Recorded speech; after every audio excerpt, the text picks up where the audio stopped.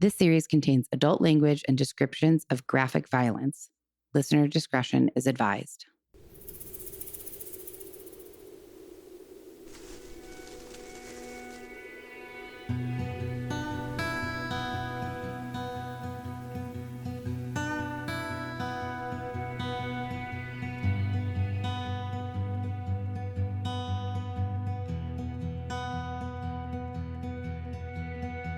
I'm pressing record. It's on. You're too loud. I think my mic's too loud. Oh, what? Oh, you're this one. Yeah, it for sure is. Now talk. Does it sound better now? Now? Now? Now it sounds pretty good. Now I feel like I can hear myself. Okay, good. Oh, boy. Remember all that coughing fits I had yesterday when we did the bonus? That was ridiculous. I left that in. Someone's going to be all, she has emphysema. Hello, everyone. What's happening? It is me, Margot. I'm here with Mark. So yesterday, what's today? Wednesday. So yesterday was Tuesday when the true crime episode was supposed to come out, and it didn't because we sat down to record, and I realized that Mark was present while I was writing that episode, and he knew little bits and pieces, and I like to go in with the person I'm telling the story to completely cold. They know nothing. Even though I'll probably guess it, you know? So we just did a bonus that we put out yesterday, and now it's Wednesday at 5:30. Ideally, I'm going to put this out today, assuming we can get through it without too many edits that need to happen. No coughing. No coughing. No inappropriate comments. Maybe Indiana won't whine. That's definitely going to not happen. She's for sure going to whine. That's just background noise, you know? It's like sound effects. Yeah. So today, I think we're on episode 68. Whoa. Uh-huh. And our story today, I'm not going to tell you a description. We're just going to go in just right into it. But I am going to give, instead of a sense of place, because this takes place in Las Vegas, and we all have talked about Las Vegas a bunch. I guess I could ask you, how are you? Do you have anything you want to share before we jump into some background information, not on Las Vegas, but on a few topics that relate to our story today, like mobsters and bookies? Whoa. Well, Yeah. it's part of Vegas, you know? Yeah. And I just want to give a little context for that before we get into the story. But before we get into the context for the story, is there anything you'd like to share? About Vegas? No, just about life. What about just going to Vegas? No, but we don't really want to. I don't want to hear about your times in Vegas because we've never been to Vegas together. Oh, whatever, man. I'm pretty sure I don't want to know. It was pretty neutral. Oh, yeah. Yeah. Last time I was in Vegas, it was me, Michael, and Fred. Uh-huh. I'm sure it was super neutral.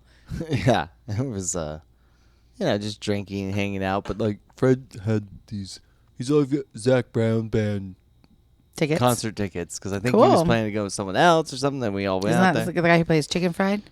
Yeah. I like that song. I don't know a single other one of his songs. And honestly, I wasn't really a fan of Zach Brown Band. Mm-hmm. But they put on a fucking really good show. Oh, good.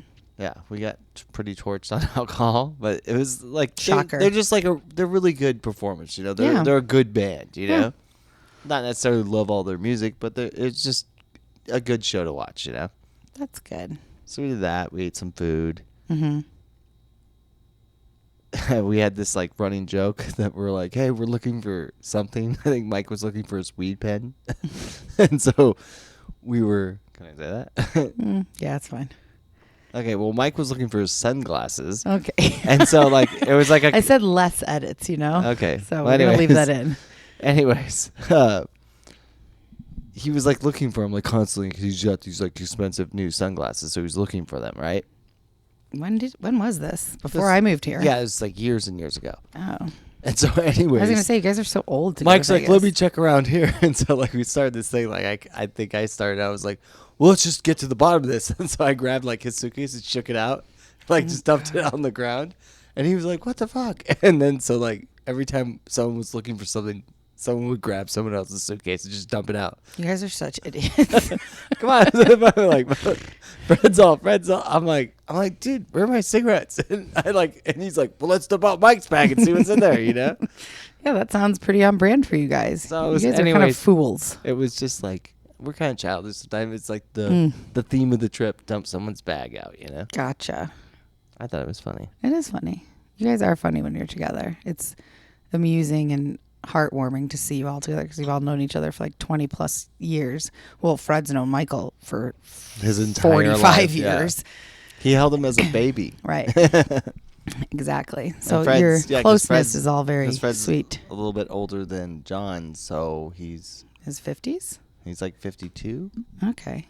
I can't believe it, that, like, I have a friend. I can call Fred a friend. I've known Fred for 15 years. I can't believe I have a friend that's 52. Neither do I. Neither can you. It's crazy. I'm like, what? Yeah. It's strange, but Fred seems young for 52. Yeah, well, I'm 43, so. You seem kind of old for 43. Just kidding. That's funny. Kidding. Just at work today, we were talking about, because I put everybody through safety orientation, and they talk about like the fatalities and like the most likely people from the age group of 25 to 34 is to get an injury on a construction site. I'm like, I'm well past that range, and everybody. Everyone's like, what? Well, when I talk about like my history of like construction, I'm like, yeah, when I worked in concrete like 20 some years ago, they're like, what? I thought you were like early 30s. I'm like, no, I'm not. But that is like your claim to fame, that people think you're early 30s. I mean, I'll be honest, I don't know. Like, I have a really hard time telling people's ages because I still look in the mirror and I think like, I'm certainly not 25, but I don't feel like I'm 40. I also dress kind of childish because I work from home. So like, I don't like dress like an adult, but I don't like, yeah, I don't know. I know that's like not, I think that like I have zero makeup on right now. I feel like I don't look 40 plus. No, you don't. You definitely don't. You definitely look younger than your age for sure. But I also like what age, like I couldn't know what age. And like when I look at other people, I look at you, I look at Jenna, I think she looks like 30. Maybe. I don't know. She dresses kind of childish too. But you know, like with Mike, if like my hairline's receding and I have a balding head, you know? So you really brushed over that quickly. Well, anyways, that's the whole point though. It's like most people I meet at work, I have a hard hat on or I have a hat on because like I'm at work all the time with that shit. They don't see your head. Yeah, but just think about Mike. Like Mike looks really young and he always gets like a young comment. But if Mike had a horseshoe, they wouldn't say you look 30, you know? Right. Well, okay, two things to this. Mike is Michael, Jenna's husband, who you guys have heard from if you've been listening for a while. He's been on like once or twice. But Mark is the only person, Mark and Fred are the only people who are allowed to call him Mike. Fred and I are the only ones that Mike doesn't, like he tried to correct, like when I first met him, I think we've told this story, but yeah, go ahead. How we first met was like we worked at this rug store together. Mm-hmm. And he was all, hey, it's Michael. I'm all, what's up, Mike? He's all, it's Michael. I'm all, whatever, Mike. I'm not going to like. Such a move. I'm not going to double syllable this shit. Let's just wash these rugs, you know?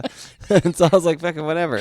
I'm not going to double syllable. And like Mike was fine with it for quite a few years. And Fred was married and kind of distant. And so I didn't see him for the first part of our like friendship. And then like Fred was back in the picture. He got like a divorce and like he was back in. And he called him Mike too. I'm like, what the fuck? He's like, yeah. I understand. My brothers, everybody, always Michael. And even I've been out with like Mike's like coworkers, like at yes, it's always Michael. Like they're all. It sounds weird that you call him that. It does sound weird. It sounds weird when you guys call him that. I mean, like it doesn't sound weird to me anymore because I'm used to it now. But I do sometimes get confused between Michael, and Mike, your brother, your actual brother, Mike. But like, yeah, but it's like Michael's just Michael. Like he's not a Mike to me, and he's done a really good job of kind of like ingraining that into people's brains when he meets them. It's Michael, and so now he looks like Michael. Yeah, I call him Michael. I would never call him Mike because it just feels weird. Me and Fred, he doesn't look like a Mike. He's a Michael. It's like his particular name. I'm like, I'm just gonna do it, you know? Yeah, I know. You're kind of just a dick sometimes. You just like to you guys all just like to like poke at each other. Really, not really. You know, it's like I know, but you do. You give each other shit all the time. You're like a bunch of like 13-year-old boys when you're together. I know, it's adorable. Well, also, Mike's always giving me like nicknames, you know, like Sparky. Yeah, well, you know what's funny though is Sparky is a nickname in construction for an electrician. No, I am pretty much. How do you know that that's not why he gave you that nickname? Because he gave it to me when we worked at the rug store. Oh, you know, like Mark, Marky, Sparky. Yeah, your family calls you Marky. It's cute. Yeah. Well, I think your niece listens to this podcast sometimes. Yeah, because my dad's name was Mark, and Right. so very confusing in the household. So I was Marky. So my sister-in-law Sarah always calls me Marky, and like everybody calls me Uncle Marky.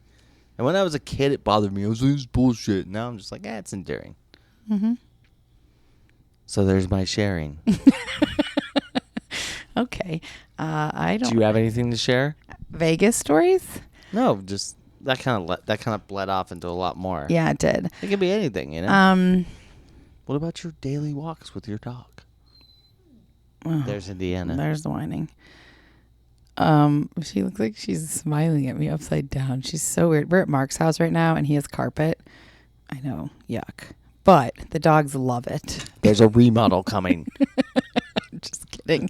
But the In dog, a world where you have carpet. You can't do that. People don't understand it. Everybody knows in a world where carpet still exists. It's every movie trailer from like 1980 to 96. Okay, it's true. I'm also not going to get into the story of how that came about in this juncture in time, or we'll never get through the story. Well, move on then. Well, I want to say two things, though. Not about my daily walks, because I post about those pretty regularly. Like, I took people on a tour through the dirt roads. I showed them that little, like, library bookcase back there. You know, I really want to live back there. Why are you talking about so much then? So bad. Well, I was... Shut up. But I was going to share, if anybody listened to the bonus yesterday, you know what I titled it? I titled it The Worst News I've Ever Gotten. And I talked about how daddy issues, you know, we sold it to Fox over a year ago. We've been working diligently and nonstop with the writers on the pilot, myself, Joe, Oliver, and Maria. Good job, Mark. You just pulled her tail. No, I touched her paw. Oh, well, you startled her. She's in her own little world over there. Okay. You know, when you were telling a story, I was like sitting here just like rapt, like listening to you. I get distracted. I know. Anyways, I said yesterday that we sold it to Fox over a year ago, and that doesn't mean that they're going to make it. It basically means they have a certain amount of time to either decide to make it or decide to like pass on it. And so for the past year and a half, I've been like, we're making it. It's going to happen. The other day we had like some good feedback. I was like, yes, this is it. We're in the last leg. And then found out yesterday, no, Fox passed. They decided they're not going to make it. And I was inconsolable. I was super sad. And then I had to pull it together so we could record the bonus. But since then, I have found a little bit of hope. We'll see. I was texting with Joe's daughter today. I'm talking to you, you know. I'm paying attention. I hear you on my microphone or my headphones. Just comforting little dog. She doesn't need any comfort. Okay. I talked to Natalie today, Joe Buck's daughter. Mm-hmm. And I told her like that what happened, and I was like, I was crying so much last night. I was so upset. And she's like, but you're gonna take it back out, right? So she's an actor, so she understands the business. Is it an actress? Nowadays everybody's an actor for the most part. I mean, yes, it is an actress, but nobody really separates them anymore. Well, what about like the Oscars when it's like the best lead actress? The Academy does, sure. But anyways, she was like, you're going to take it back out, right? And I was like, yeah, actually, I talked to Maria, the executive producer on this, and like she was like, we have a great pilot script. Like, too bad if Fox doesn't want it. We're going to slip it to every network, every streamer around, and someone else will want it, and we'll set it up somewhere else. And we can do that now because Fox decided not to make it. So now it's in, I think, what we call turnaround, and we have the option to take it somewhere else. So as soon as we hear from Oliver, if he's into that idea, they're going to do that in the next day or two. And maybe somewhere else will want it. A lot of places want adult animation now, and it is a really good script. It's a great concept, and it's a good like package deal that someone would be getting with Joe and Oliver attached. What's funny is adult animation kind of sounds like pornography. Does it, though? Come on. Not really. I'd like to think it is. Yeah, I guess. But like Family Guy's adult animation. Oh, this is Family Guy. So it's like Bob's Burgers. So it's like Futurama, like that's all adult animation. Okay. Anyways, I'm feeling a little bit hopeful. I'm going to not get my hopes so high, even though I think we have a fantastic concept and script, but I'm trying. It's the only thing that's keeping me from like feeling like every single one of my dreams got crushed. So I'm just going to try to stay positive and think maybe somewhere else will buy it. Stay positive, girl. Yes. That's really all I have. I mean, I have more. I could talk forever, but we should get in. We should get into the story. So before we get into the story has a bit to do with, there are some threads in the story that connect to the history of the mob in Las Vegas, which runs like far and wide, very deep. The mob in Vegas. Do you know all of this? Yes. What do you know about it? I've seen Casino. Casino. I love that movie. So no, it was like the Western expansion of the mob. You know, you get there, you got gambling, you get extortion, you get all the business going on. Yes, and in the 40s, Benjamin Bugsy Siegel, who was a notorious mobster, played a pivotal role in developing the Las Vegas Strip. In 1946, he opened up the Flamingo Hotel, which became one of the first luxury casinos in Las Vegas. He was assassinated in 1947, but the success of the Flamingo spurred further mob investment in the city, like further mobsters invest. I feel like when you're a person in the mob, you're not assassinated. You're offed. You're whacked. Yeah, you're whacked. Or it's a hit on you, you know? So in the 50s and 60s, the influence of the mob grew in Las Vegas. Crime families from Chicago, New York, Cleveland invested heavily in Las Vegas casinos. Meyer Lansky financed several casinos, and Sam Giancana had a lot of control over the city's operations.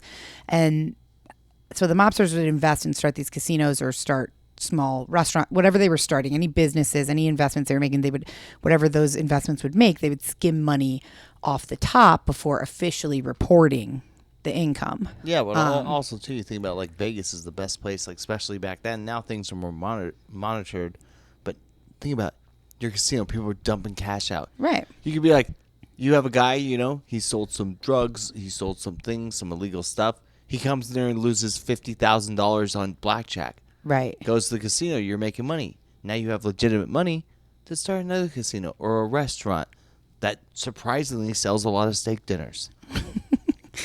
Paid with cash. So that was in the 50s and 60s. In the 70s and 80s, the FBI and other law enforcement agencies were kind of increasing efforts to crack down on the mob. And in the late 80s and 90s, corporations began to take over the casino industry, kind of pushing out a lot of the organized crime. Like Steve Wynn, who opened the Mirage and now has the Wynn. He has a bunch of hotels there. I think he has some allegations, so the Wynn's not the Wynn anymore, right? Oh, really? Maybe. I think you just made that up. I heard something about it. No, the Wynn. Like, can't you picture that huge hotel? The Wynn. With the big, like it's The written in W? script. Yeah. Anyways. You're probably right. So a few fascinating facts about the mobsters. So Bugsy Siegel, his vision for this luxurious casino hotel in the middle of the desert was met with like a ton of skepticism. Remember, that was back in like the 40s. So people were like, you're crazy. You can't build a casino and a hotel in the middle of the desert. So there was a ton of construction delays, budget overruns, and this led to a lot of tension within his mob associations. But it eventually became profitable, and it kind of was the first place that like cemented Vegas's future as being like a gambling mecca. Yeah. And do you want to know why? Why what? Vegas can exist in this time ever? I have a feeling you're going to tell me. It's a landmark. Uh-huh. No, not Vegas. The Hoover Dam. That was built in like the early. Like you mean like how civilization and how like something in the middle of the desert can exist? How they can do that because we're in the middle of the desert. I know, but the Hoover Dam produces so much hydroelectric electricity that they can power that. I mean, there's nothing out there. It was like the river, you know.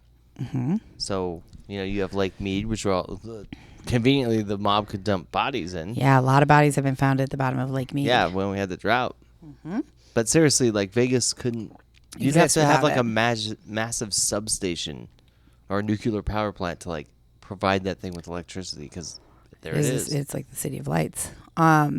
So Frank Lefty Rosenthal was a mob associate who managed several casinos, and Tony the Ant Spilatro was his enforcer. Known for The ant, is he tiny? You know, every mobster super has like strong. like Frank Lefty. I'm doing air quotes because that's like his nickname, Rosenthal, and Tony the Ant Spilatro. I'm not sure if that's how you say it, but it sounds right. Was known for his brutal tactics, and their story inspired the characters played by Robert De Niro and Joe Pesci in Casino. Whoa. I love that movie. Howard Hughes moved to Las Vegas in the 60s, began buying up casinos, hotels. He was a billionaire. His investments helped to push out mob influence and usher in kind of a new era of corporate ownership. He was a weirdo, and like he also he was a very recluse there. Like had like a whole hotel. He blacked out everything. Yeah, that like Leonardo DiCaprio movie. Yeah, but it's true. Like I know. he was just very smart, but kind of a what did he have? I forget what it is. Like it's like a form of autism or something like that. He was very weird. I don't know, so I'm not going to comment because I'm not sure. We'll have to put it on the lookup list. Yeah, we don't really do that anymore.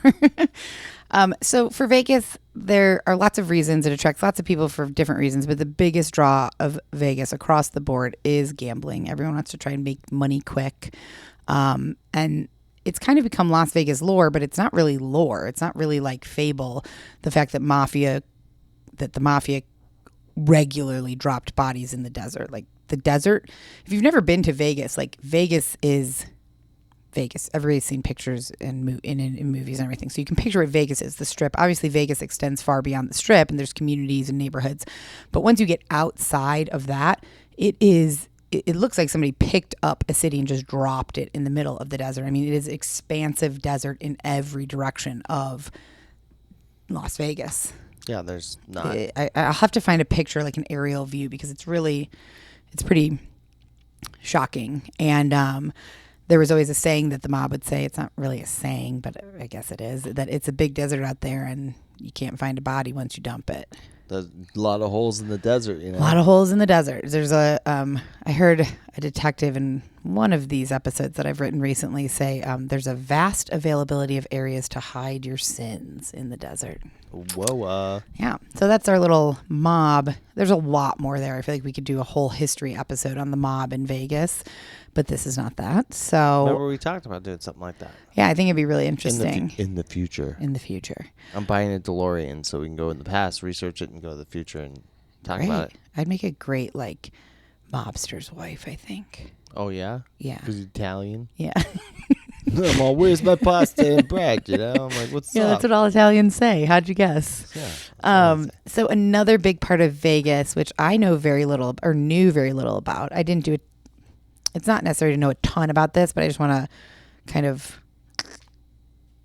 put it out there? Yeah, give a little context about bookies, which are also apparently called bookmakers. I didn't know that. If I heard the word bookmaker, I think of somebody who's like making books that I like to read. Yeah, but that would be a writer. Yeah, I know. Do you know what a bookmaker does? They're a bookie. I know, but like a bookie makes a book, which is a gambling spread. Like you're going about the NFL season, they create odds and say... And the bookmaker is the head of that. Yeah. They own the business. Well, bookie is like... A bookie's the guy you take the bet from, but they... like you give your bet to. Yeah, you give your bet to. Right. And there's like a lot of bookies. But the book is based on... Someone creates it and says, all right, the Patriots are playing the Lions, whatever, and it's going to be... You know, you have 10-1 odds... There's a spread, so it's like over under, which is like if they win 2 points over, like there's a spread. So it's you're not a sports guy, so are you sure about this? No, but I can gamble. Okay, I understand the gambling part of it. The whole point is that you have a spread. It's like over under. It's like okay, I know I've heard that before. Even if they win, but you don't have the numbers of spreads, it's a great way to do it because like the gambling world is sketchy as shit because it's like that's okay, what I'm trying to get to. Like it's unnecessary for us to know the like ins and outs of being a bookie or a bookmaker. It's just to have a general knowledge. But it's generally illegal booking. Like it is. Even in Vegas, if you're a bookie, you're illegal. No, it's completely illegal. And that's what I'm talking about. I'm talking about illegal bookies and bookmakers. Bookmakers, they get rich off of gamblers' risky bets. People bet on sporting events and other such things. The bookmaker accepts their wagers from them, and either when the sporting event or horse racing or dog racing or whatever is over, the bookie either pays that client out if the client won or and was breaks correct, their legs, or collects what the client lost. But I thought this was interesting. Somebody said that one of the only ways that a bookmaker can be successful is if he gains the trust of like the players in his business. You gotta let them win for a few minutes and then take them over. So, and it has a long history in Vegas, illegal bookies. I mean, back to like the 1920s during the Prohibition era, there was a lot of increased illegal activities, including bookmaking, organized crime. Obviously, really perpetuated that. That was a huge part of organized crime. The mob was bookies, bookmaking. Well, what's funny is Prohibition like literally created organized crime in America. Right. But we're not. Ooh, that's your leg. East Coast, getting that booze from Canada. So, how they operate is through something called shadow networks. So illegal bookies operate through a network of trusted clients and middlemen, often using coded language, secretive communication, so that they can evade law enforcement. Unlike legal sports books, illegal bookies often allow betting on credit, attracting people who might not have cash on hand, but then that also ends up. It's a classic joke. It's like, yeah, like let me get some money. I'll play this thing, and then when I come up, I'll pay you back. Right. Exactly. So operating as an illegal bookmaker, it is a criminal offense. It can, if you're caught, it can include anything from fines to imprisonment. And the business often deals with organized crime. So violence, intimidation are common methods used to collect debts and enforce kind of discipline within that. Bust your legs. Yeah. Bookies face financial risks from unpaid debts. So it's a dangerous business to be in, an illegal bookie. Sure. There's lots profitable. Of it's very if you're good, it's very profitable, but you can be caught. You could also be involved in criminal organizations, so violence and being beat up is a thing. And so I looked up like who uses illegal bookies, and it's everyone. It's everyone from very high rollers to casual gamblers. A lot of times, addicts, problematic gamblers who are in debt will seek out bookies who will give them credit because they like can't stop gambling. And yeah, the Wire Act in 1961 was one of the first major federal laws aimed at curbing illegal booking. It prohibited the use of wire communications to place bets across state lines. What year was that? 1961. Okay. So it's like, the phone call. It's like, hey, I'm betting. Yeah, it's weird. It's like now you can sports bet online anywhere. Almost. That's what I was just going to say. The digital age has transformed illegal bookmaking. Many bookies operate online using encrypted communications and offshore servers to avoid detection. So that's kind of our overview on bookies and bookmaking. Our over-under. Over-under, that's right. And now we will jump into... Let's spread this podcast on the toast, I don't know what that means. Well, the spread, There's the over-under in the spread. Spread this podcast on the toast. You know what I think about when you say that? Like butter or cream cheese. That's the spread, Some people will get it, some people won't. All right, let's take a quick break, and then we will come back and get right to the story. Now an ad from our sponsors. Who are our sponsors? We don't have any. Lumi. But that's not how the ads work. Like I record them ahead of time, and then I put a space in the podcast, and then the ad agency drops them in. Love those Lumi microdose. I thought we were talking about the new Indiana movie. You don't have to talk so closely. I'm joking around. In a world where Indiana Jones doesn't exist, now there's just Indiana the dog. Indiana, it's not Indiana Jones, it's Indiana Josephine. She's a girl. You have to give her a different name. You can use Joe now. It's fine. Okay, fine. We don't want to confuse anything. Can we take a quick break? Sure. Okay. Now to our sponsors. Okay, and we're back. A lot of dog hair on my microphone. So, we're going to jump into our story now. Yeah. And I'm going to tell you about Bruce Weinstein. He is the oldest of 4 siblings. He was raised in a place called the Old Borscht Belt town of Liberty, New York. His family was very close. He was close with all of his siblings and his parents. He had a really big personality, a great sense of humor. He was always said to be like the life of the party. He loved to drink and party. He had this infectious, like big laugh that once you heard it, you would always recognize it. Like Fred's laugh? Yes. It's like a really like recognizable laugh that like you laugh with it. You know, if you hear him laughing. Like guttural. Yeah. He loved good food. Loved making good food, loved going out to nice restaurants. Like he was kind of, I don't want to say a foodie, but loved good food. Very smart. He was a big guy. He was kind of overweight. He was known for having this like silver ponytail. He had white silver hair and just a huge belly. And even though he was overweight, like mostly in his belly, he didn't care. He loved being shirtless. And I heard his daughter in one interview say he never wore a shirt. No matter how he looked, he didn't care. He never wore a shirt. And we were lucky sometimes to even get shorts or pants. Like he was a comfortable, well, I think he wore, boxers or underwear, but he was just comfortable being kind of free.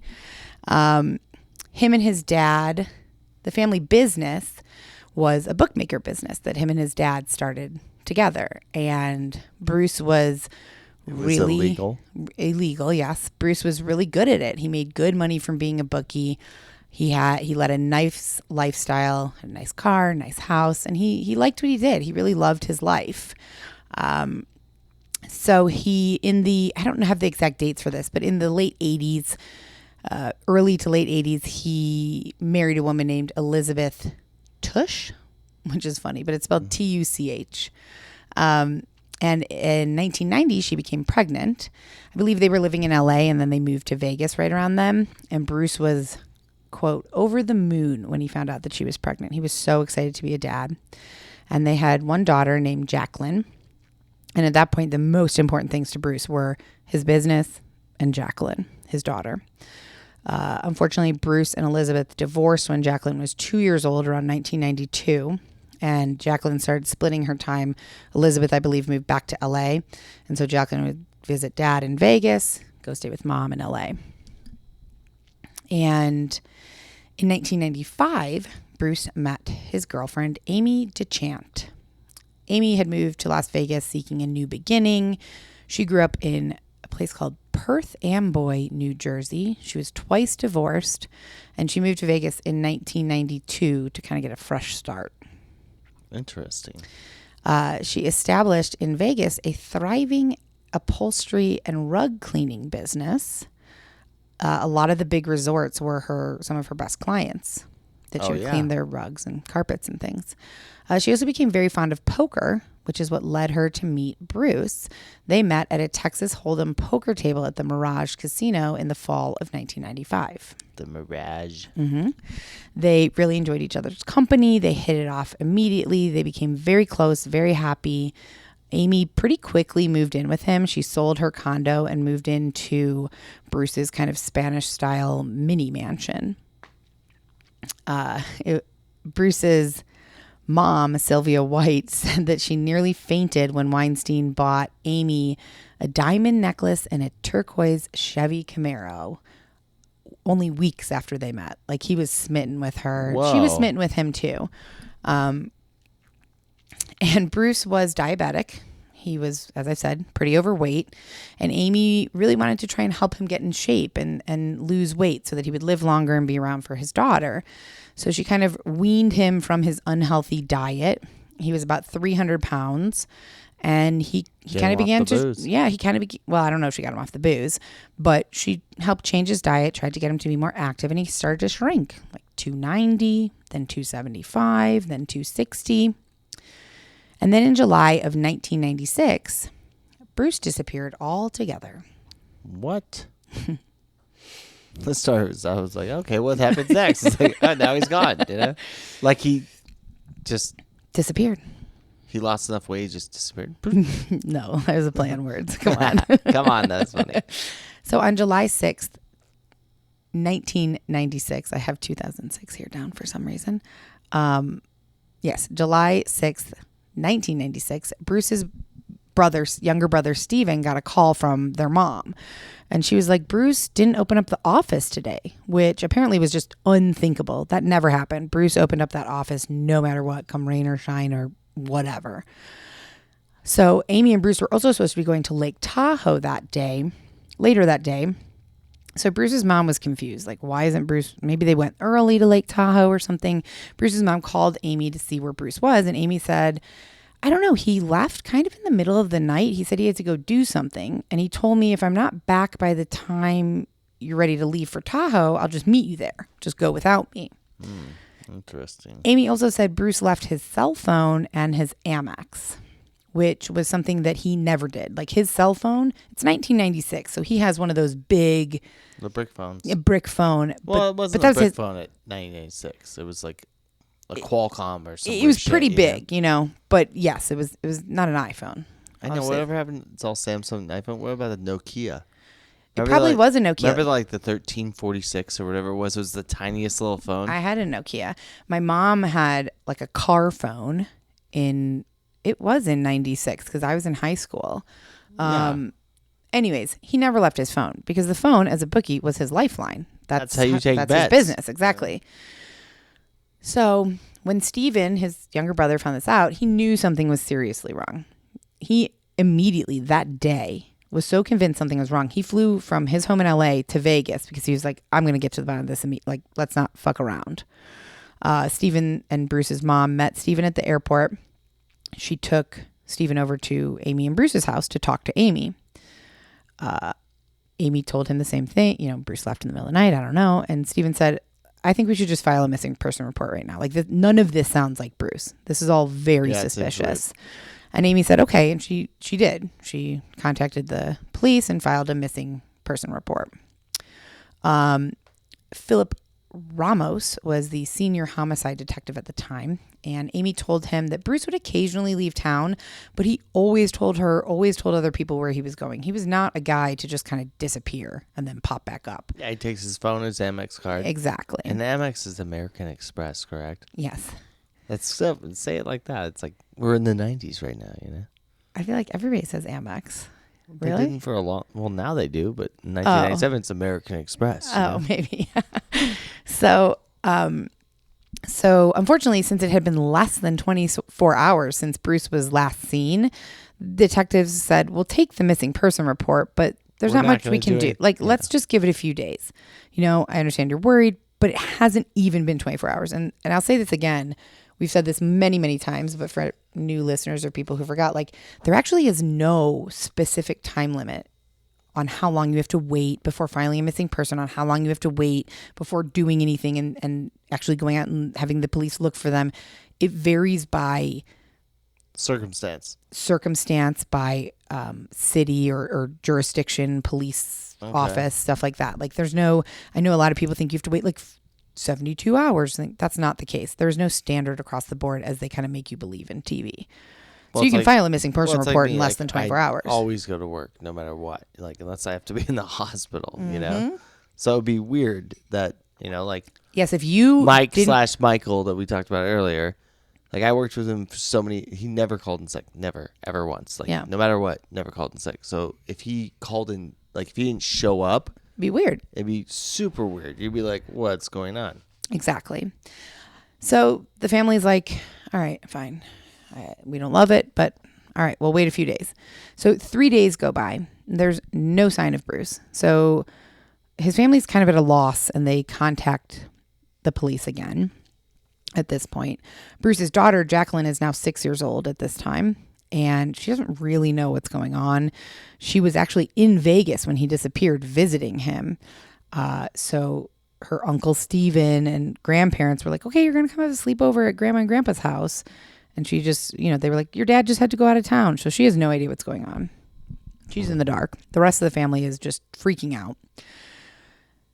So police decide their first person to reach out to and actually sit down and speak to, because all Amy did was file a missing person report. They didn't interview her. They didn't interview Steven. They didn't interview Bruce's parent. It was just they're just like, okay, we got it. Let's wait. So 3 days go by. They're like, all right, well, yeah, let's talk to Amy. So they're trying to get a hold of Amy. They call her. No answer. Okay, fine. maybe she doesn't have a cell phone. It's 96. Still kind of weird because you're looking for your hubby. Are they married at this point? No. Okay, but you're Just looking dating. for your significant other. Yeah, they live together. Been gone for 3 days, not Right. like him. Right. So they Seems couldn't. like you'd be waiting by the phone. You would think, but fine. Maybe she went to the grocery store, went for, who knows. So they try to get a hold of her. Couldn't. Another day goes by, can't get a hold of her. Another day goes by, can't get a hold of her. Also, she's not contacting them. She's not. Finally, after several days, they get a hold of her and they're like, why? Where have you been? Why are you not returning our calls? Everybody's got an answering machine back then. Yeah. And what she shares with them is shocking, to put it mildly. Whoa. So on July 12th, 6 days after Bruce has gone missing, Amy tells investigators that on the night Bruce disappeared, she came home that evening around 7 p.m. And she's downstairs and she hears kind of some scuffling upstairs and muffled voices. And then suddenly she hears 3 gunshots. And around that time, she feels, several minutes later, she feels a gun pressed to the back of her head. She's like, doesn't know what to do. She's downstairs, just kind of like, do I leave? And then all of a sudden she feels a gun pressed to the back of her head. And the person says, don't call the police. Don't get involved or you'll end up like Bruce. And then she says she hears a noise that she can only identify as Bruce's body either falling or being pushed or being dragged down the stairs. She wasn't near the stairs, so she didn't see this happening. They were like, okay, what else can you tell us? She said, all I can remember is that there was, I think, 4 mobsters is what she called them. They were wearing masks and they were speaking New Yorkese, like a New York accent. Get his body down the stairs. Yeah. Yeah. I think all people from New York might be offended by that, but Okay. sure. Well, I tried. Yeah. And they were also all wearing gloves. So after several minutes, they say, we're leaving. Don't call the police. Go clean up the mess and don't call the police. So she did. She went upstairs. She used her professional upholstery cleaning stuff Convenient. to clean up a lot of blood that she's assuming Bruce is dead at this point, but she doesn't know for sure. She doesn't know what happened. And after she got the house clean, she panicked. She was like, okay, I'm not going to call the police. And so she went and was kind of hiding out. She was going from friend to friend to friends' houses, trying to make herself scarce. She didn't know what happened to Bruce, but she was convinced that they were going to come after her next, especially if she talked to the police. And that's why she wasn't answering the phone. That's why she wasn't home. But this happened before after this whole incident happened before his missing report, right? It did. Okay. Yeah. So she went. That happened. Then she. This happened. This is how Bruce disappeared. This is the night Bruce disappeared. And then she called and the then cops. Stephen came the next day, Oh, or that so he same day, and he was pushed like, "Let's go file a missing person report." Okay. And she did, but then she kind of disappeared after that. Stephen and his mom went on their way to their she house, doesn't want to get killed. Right, she didn't want to get killed. She also told police that she was convinced whatever happened to Bruce, it happened because of his illegal bookmaker business, which, as we talked about before, can be a very dangerous business to be in. And that's what the investigators said. They said, well, if it is related to being an illegal bookie, the dangers are far and wide for an illegal bookie, especially in Las Vegas. So this now becomes a huge whodunit. The possibilities become And also too, it's weird massive. that he's a bookie and she's a cleaner. Air quotes. Everybody knows that. That's true. I didn't even think about it that way. It's a good point. So at this point, all they have is Amy's story to go on. It's their only lead. So they have to follow that story, at least in the beginning. So the first order of business is obviously to search Bruce's house. Yeah, let's check for shit. Right. So they get a warrant. They head to the house to search. Amy wasn't home. She was still couch surfing, trying to make herself scarce. Michael Perkins was the supervisor of crime scene investigations. They told him, we want you to look for any evidence of a firearm being used in this house, especially in the upstairs part of the house. They found no evidence of expended cartridge cases, no bullets, no bullet impact sites. There was nowhere that looked like a bullet went into something, whatever. They found a few very faint stains on the carpet. But then when they flipped the mattress over, there was some substantial blood stains on the underside of the mattress and on the box springs. So they applied luminol, which is a chemical that reacts with blood and allows you to see it. Blacklight business. Blacklight. So they applied luminol to the carpet, which revealed a huge glowing blue trail, which kind of indicated like, okay, maybe he was killed here, because that luminol trail of blood went from the master bedroom out into kind of the upstairs family room area, down the stairs, through the house, into the garage. It was pretty clear that a body had been dragged there. And probably put in the back of a Cadillac. That's very assuming. Well, I mean, they have big trunks, you know?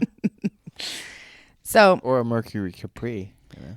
So their best guess was that Bruce was shot in the master bedroom, dragged down the stairs, and out into the garage, like Amy said. So this quickly went from a missing person case to a homicide investigation.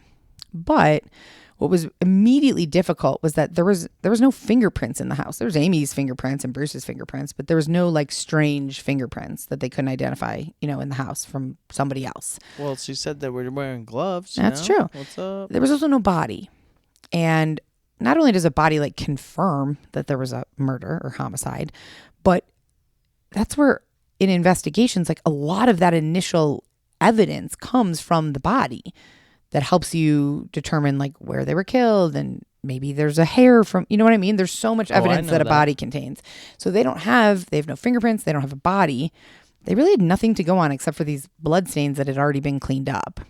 So they're like, all right, let's just search Bruce's room one more time. We're going to go real meticulous, which I'm assuming they did the first time. Tear it apart, Right. And that's when the second time that they're searching the master bedroom, that they make a kind of surprising discovery. Hidden, I believe it was hidden in a wall. Hidden away, though, is a safe they find. They get the safe open. There's less than $20 in the safe. And they're like, well, what's the point of having a safe? You're just keeping $20 in there. So they talked to Stephen and the mom. And the family said, oh, there was definitely at least $100,000 in that safe. For sure, at all times, in cash. And so now they have a motive. Money. Yeah, get the bread. So police obviously had told Stephen now that this was a homicide. Stephen said at this point, he had zero doubt in his mind that his brother was dead. There was no hope for him that maybe they were going to come across him alive. And same with Bruce's youngest sister, Robin, said, our parents were really hopeful that like, maybe he was just injured really badly, and that's what the blood is from. We're going to find him. But she was like, he's dead. She said, even at 46 years old, he would never disappear like this and not call our mom. She's like, I know that sounds ridiculous. He's a grown man, but like he always called our mom. They were a very close family. So police are like, all right, well, we're going to continue our investigation. They start canvassing the neighborhood, which produces nothing. Nobody saw anything. Nobody heard anything. You didn't see nothing. So investigators are kind of like at square one, basically, still right now. But they believe Amy's story because the scene supports it. She seems believable. They've always had a great relationship. This is probably what happened, but they just don't know where to go. They do believe it could have been mafia, organized crime, like an execution. And they're basing this on kind of the brutality of it. Yes, the New York accents, the lack of evidence, the lack of body, no fingerprints. It seemed like a professional hit. Assassination. Right. So they began exploring if Bruce maybe had ties to organized crime, which of course they're assuming he does as an illegal bookie, but they need to find who, like some connections. And while they were digging deeper into this, they discover that Bruce was arrested for illegal bookmaking in LA several times. And one of the final times that he was arrested, the LAPD leaned on him to cooperate with them. Uh-oh. And he became an informant for the LAPD. They set up a sting operation with a handful, focusing on a handful of other bookies. And Bruce, they were successful in catching many of these illegal bookies, and Bruce got to just kind of walk away from it. Is that why he moved to Vegas? Probably. because he walked stitches get stitches, man. right, but he walked away from it, and not only did he walk away from it with like no consequences because yeah, plea deal or whatever. Right, he helped them, so now he's free to go. But now there's a lot less competition in the illegal bookie business. Because all these bookies got taken up off the street. So it was pretty clear to detectives that he could have, and probably did, develop some pretty serious enemies based on his informant days with the LAPD. And this gave even kind of more credence to Amy's story. Like, everything is pointing in the way of, like, she's telling the truth. Yeah, he got whacked.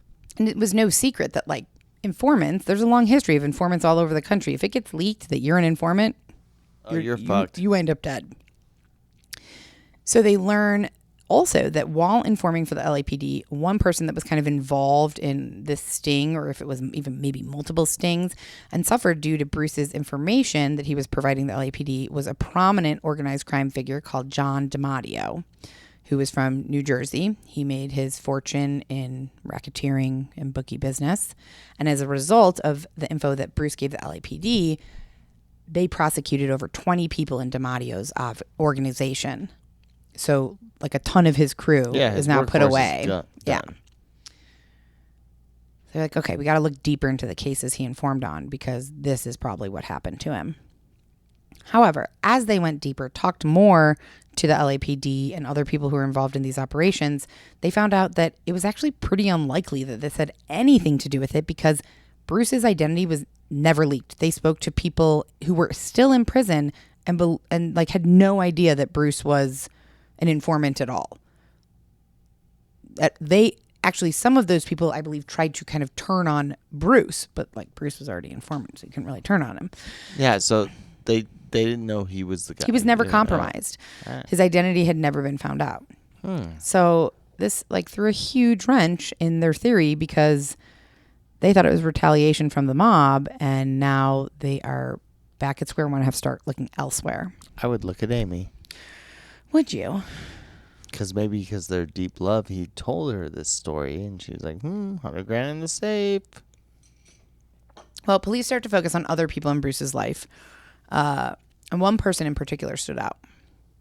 When they kind of extended their interviews wider to extended family, friends, associates of Bruce, the name Ken Reich. That sounds fun. Yeah, came up. Who was Bruce's business partner and friend. Police learned that Bruce's passion for kind of gambling and lady luck type business extended beyond his professional life as a bookie, and that him and Ken had turned gambling into a personal side hustle. So they would take any winnings from clients, or a lot of the winnings from clients who lost money, and then they would turn around and gamble it themselves, and they were quite good at it. So police also learned that the trip to Tahoe that they were supposed to take, it was going to be Amy, Jacqueline, the daughter, Bruce, and Ken was supposed to go as well. Oh, shit. After Bruce disappeared, Amy obviously didn't want to go to Tahoe anymore. She was like, I'm not going to Tahoe. My life partner is missing. But Ken wanted to go still. He's like, let's go gamble. Ken was like, I want to go to Tahoe still. So police wanted to speak to him right away. And when they got in touch with him, he wasn't that concerned with coming back to help with this murder investigation, which police thought was odd. He's got a lot of money riding over there. Yeah, he was like, yeah, I'll be back. But, he was in no rush about it. He finally came back about a week and a half after Bruce had disappeared. And they said, why didn't you come home right away? He simply said, it was a trip we had planned for a long time. I really wanted to go. And he said that he also, when he had found out that Bruce was missing, like that day or the next day, he went to the house and spent several hours there, talked to Amy, I assume. And he said, I didn't notice anything out of place at the house. I didn't suspect any kind of foul play. I thought maybe Bruce just took off. So I was like, I'm going to Tahoe like planned. He thought Bruce would be fine and turn up. So he got the tickets for Tahoe from Amy.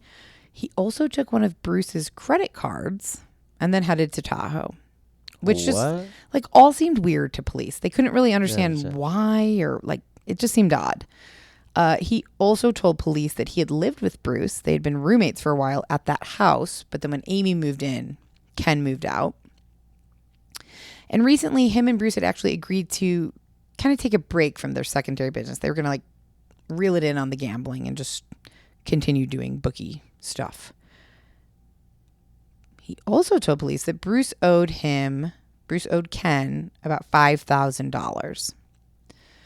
That doesn't seem like a lot, you know? That's exactly right. So police were like, well, like, if we're dealing with professional gamblers, professional bookies, $5,000 is like nothing. That's like nothing. It's like a very weak motive for murder. But they had not much else to go on. So they tried to look more into like Ken's days leading up to Bruce's disappearance, what he had been doing, where he'd been, did anything seem awkward or off. And it turns out that Ken and Bruce had gone and watched horse racing the day before Bruce went missing. Ken had dropped Bruce off at his house at 9 p.m. that night, the night before he went missing. And after that, Ken spent the rest of the evening with a few friends, and those friends corroborated his alibi. And police believed him. Not much, huh? Like, they were like, yeah, it was a little bit odd, but Ken was believable. Everything he said checked out. He did go to Tahoe when he did come, like everything that he had told them. And $5,000 just didn't seem like a good enough reason to kill his very good friend. I imagine these guys are making money, like a lot of money. It's like $5,000's nothing, right? It's like me killing you over $1. Exactly. So it had been almost 2 weeks now since Bruce went missing, and the investigation was kind of like stalling. No body, and in the dead of summer, it's now late July in Las Vegas.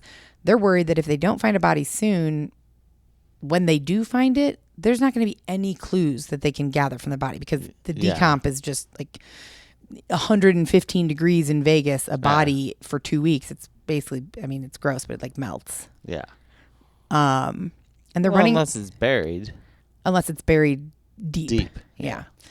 And they're running out of leads. They need a witness or a weapon or a body to like point them in a direction. And same like with the body, that as time goes on, evidence also, it's more time for whoever did this to get rid of evidence, to make it go away. Like evidence just kind of dissipates as time goes on.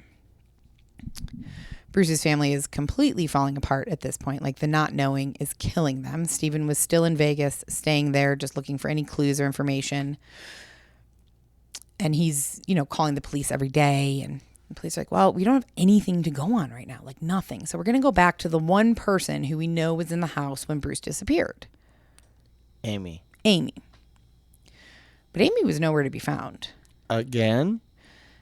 After 3 to 4 days of looking for her and trying to get in touch with her, it was clear that she had just disappeared, which was a big red flag. They were now completely focused on Amy and thinking that she was involved with Bruce's death, and that's why she was in the wind now. But Bruce's family was like, no, there's no way. His parents, Stephen. She's too sweet. She's too sweet. They loved each other. But Lori, Bruce's younger sister, said, in my heart of hearts, I know it's Amy. I know it is. I know she did something to my brother. Several more weeks go by without any sign of Bruce or Amy. And then 5 weeks after Bruce went missing, along an isolated stretch of desert, a discovery is made that reignites the investigation. Body. 2 hunters find a body in a shallow grave covered with rocks. And shallow grave covered with rocks, this is a murder victim for sure. So investigators go out there. The body's very decomposed. It's been mostly eaten by animals, and it's essentially a skeleton. There's really not much left.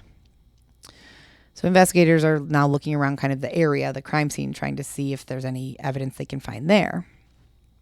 And they keep smelling this weird smell. It wasn't a decomposing body smell. I mean, that was there, but this was different. It was a chemical smell, but it was nothing they were familiar with. It was really an odd, weird chemical smell that they couldn't place. So they gathered. Is it Fabuloso? So they gather soil from the area. They're going to take that in, test it, try and figure out what that is. And then while they're examining this crime scene, kind of around this body, another body is found 400 yards from the first body. That's like a dump site for bodies.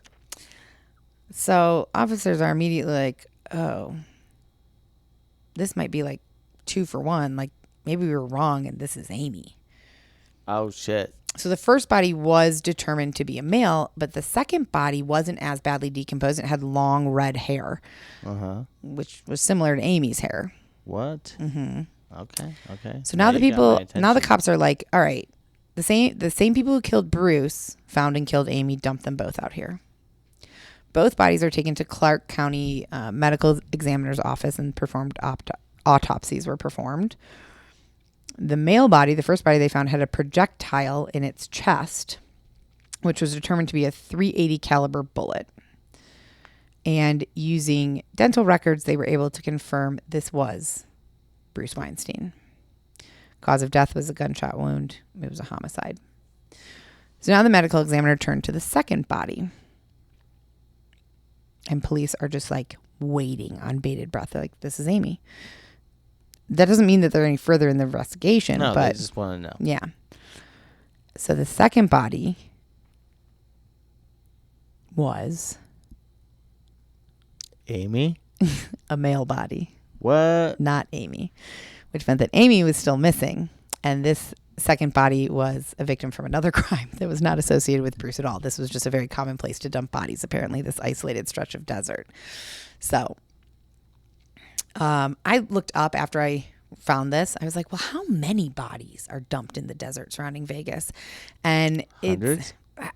That's what I was expecting, but there's no annual figures for how many bodies are dumped in the desert. It's really all hard. Population 17,000 annual body dumps. Right. 10. Like it's impossible. The whole point is it's secluded and it's a great way to dump a body. It's just very isolated and it's very vast. Like the desert out there, it's just miles and miles and miles, acres and acres and acres. So it is a great place to dump a body. In 1996, the year that this happened, there was 12 bodies found in the desert surrounding Las Vegas. That's a pretty significant number. Definitely.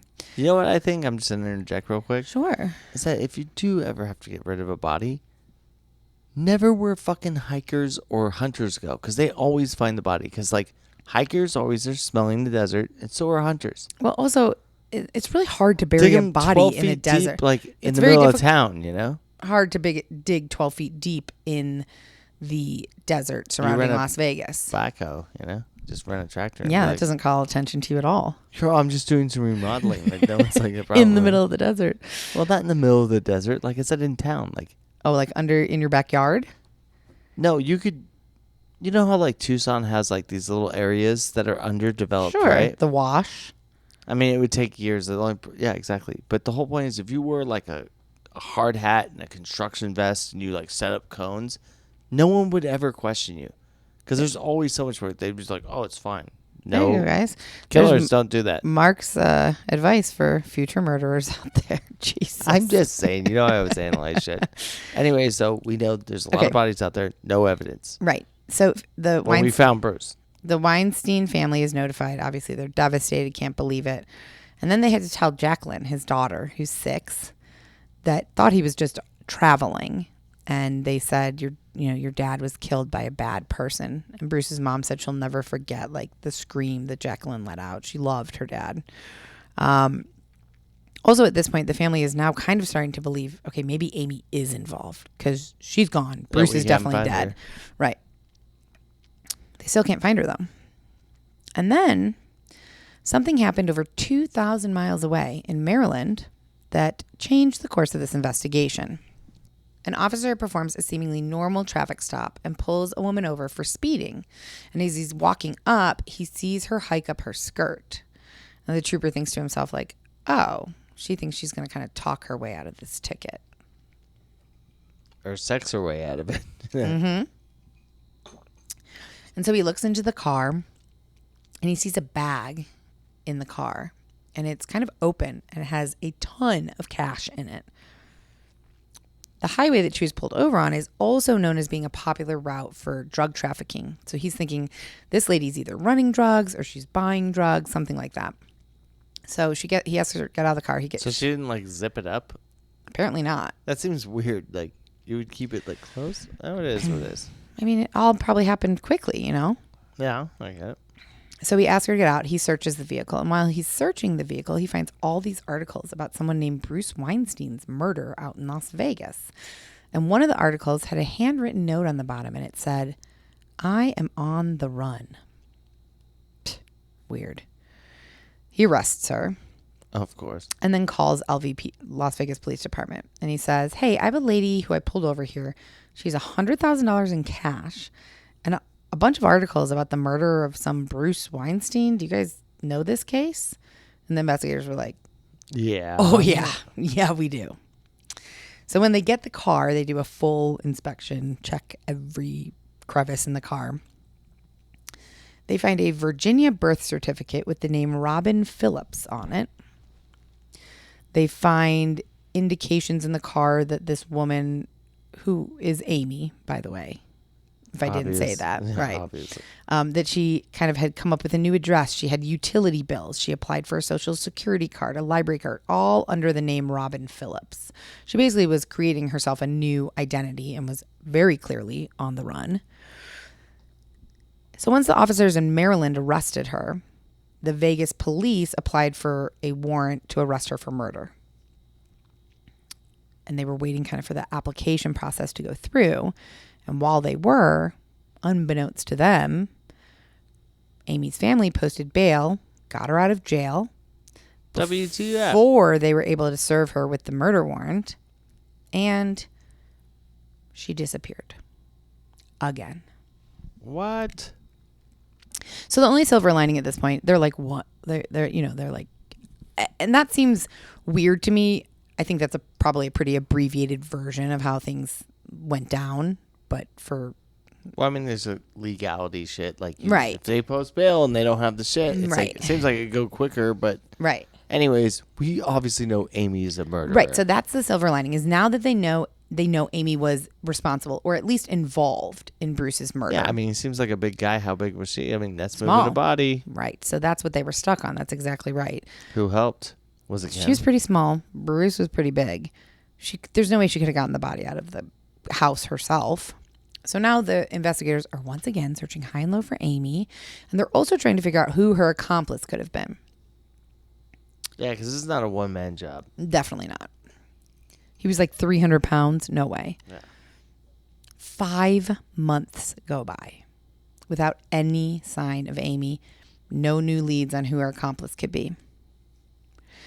And then in January of 1997, another discovery in the desert surrounding Vegas amps up the investigation once again.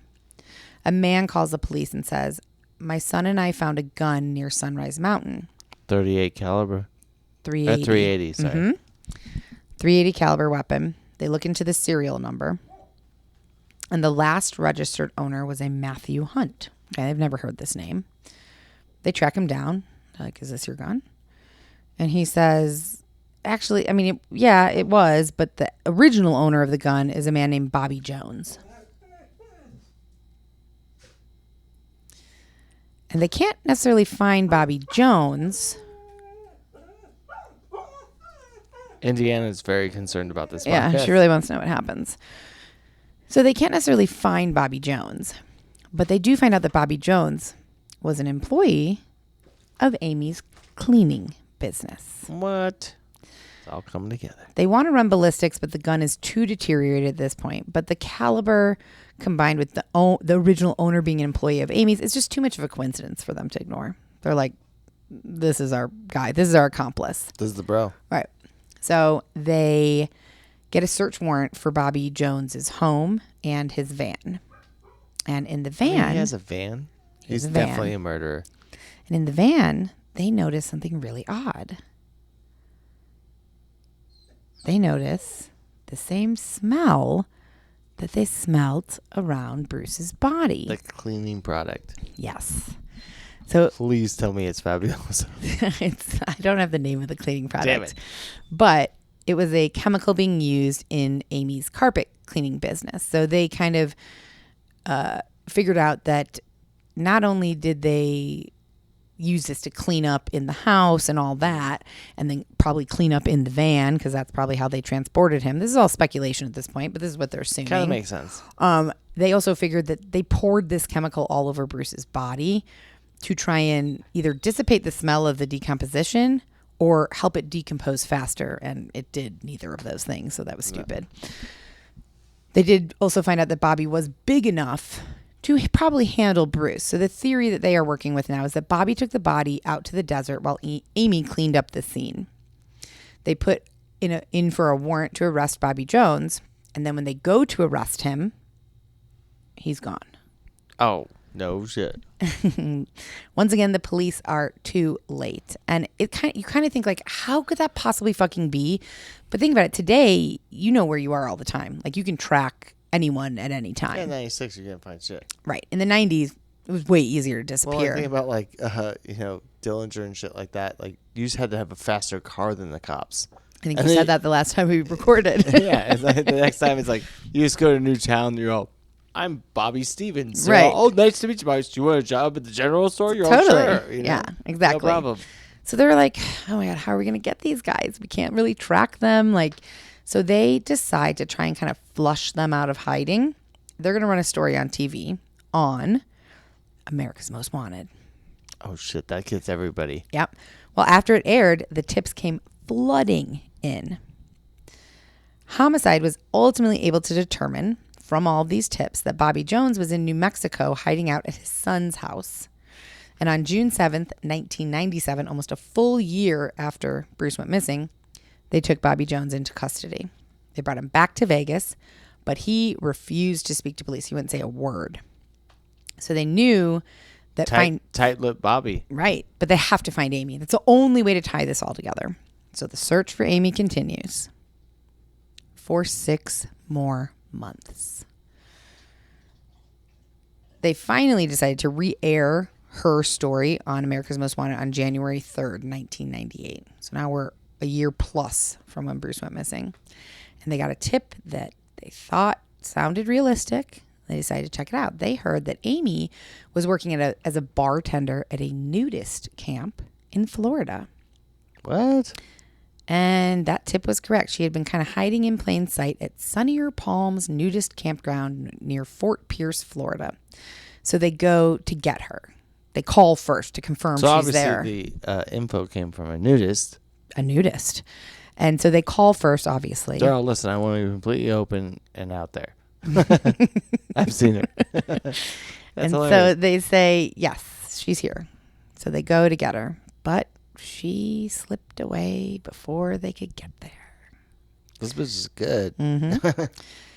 But they tracked her. They were able to track her. I don't know how, but they tracked her to Port St. Lucie, where she was arrested a few days later and finally dragged back to Vegas. No warrant no waiting this time. No, we got her. We got her. So even though she had been on the run, everything she did made her look completely guilty. She still maintained that Bruce was killed by the mafia and she had nothing to do with it. And she was just running so she was scared. Right. But the investigation obviously revealed otherwise. Stephen, Bruce's brother, said that he did think that Amy kind of always wanted something financially from Bruce. She was always asking for things and wanted things that had to do with finances from him. I feel like they were getting a lot of bread if he has that much money in the safe. He does. He's probably spending money. Did. You know? And Bruce, I guess, was apparently known to make promises that he couldn't keep. So Stephen speculated that like maybe Bruce promised her something, promised her money, promised her whatever, and then like kind of went back on it. And Amy did know where the safe was. So greed was definitely a motivating factor in this homicide because she wanted that money. And unfortunately, Bruce got in the way of that. So she got rid of him. At least this is what they're theorizing now. So in October of 1998, Amy and Bobby were tried in a joint trial. The DA presented this theory of what they believed actually happened on that July 1996 night. They said they painted Bobby Jones. He was a carpet cleaner. He was broke. And so him and Amy came up with this plan to extort money from Bruce. Bobby went over to Bruce and Amy's house. Amy let him in. Bobby went upstairs to the master bedroom where Bruce was asleep, naked in the bed. Either Bruce woke up, they woke him up one way or the other, and they tried to extort money from him. They were like, we want the money in the safe. They were threatening him, obviously with a gun. And then Bruce recognized Bobby. And in that moment, Bobby was like, I have to kill you because now you know who I am. Yeah. Shot him in the bed where he was and dragged him down the stairs into the back of the carpet cleaning van. And Bobby went to dump the body while Amy cleaned up the carpet and came up with a cover story. Bruce's family was at the trial every single day, and the jury convicted Amy of first-degree murder and sentenced her to 2 life sentences. Bobby Jones got 5 years for his role in the crime. Did he shoot Bruce? Mm-hmm. How is that possible? I know. Isn't that shocking? I don't It doesn't understand surprise it. me, honestly. So they go to prison. And this was Amy disappears again. This was in 1998. Uh-huh. And then in 2000, the Nevada Supreme Court vacated the verdict. They said that a comment made during the trial by a former homicide detective unfairly influenced the verdict. So one of the former homicide detectives who was on this case testified that Amy's version of what happened, that she told in court, was nothing more than a fairy tale. And Supreme Court justices felt that he shouldn't have been able to share his opinion about Amy's credibility, that tainted the jury. So their convictions were overturned and they were granted a new trial. Whoa. Stephen, Bruce's brother, went to one of the investigators or one of the prosecutors, something, and said, this guy, David Rogers, and said, this is too much. Like, this is going to kill my parents. We cannot go through another trial. Make them a deal. Like, we just want this to be over so we can mourn our brother and like move on with life. So they both were given a deal. Amy, as part of the deal, got 10 to 25 years in a Nevada state prison. Bobby had already served almost 3 years of a 2 to 5 year sentence. So the DA decided he'd done his time and he was able to go free immediately. For shooting somebody and killing them and burying them in the desert. Mm-hmm. Jesus. Amy served 13 years before being released on parole in 2011. She is free. Her current whereabouts are unknown. There have been no... Well, it's hard to find her when you're the cops looking for her, you know what I mean? So, like, totally, she's completely gone. I would go to Florida to a nudist colony and see if she's bartending, you know? And I thought this was really interesting. Jacqueline, Bruce's daughter, all grown up now, and became a doctor.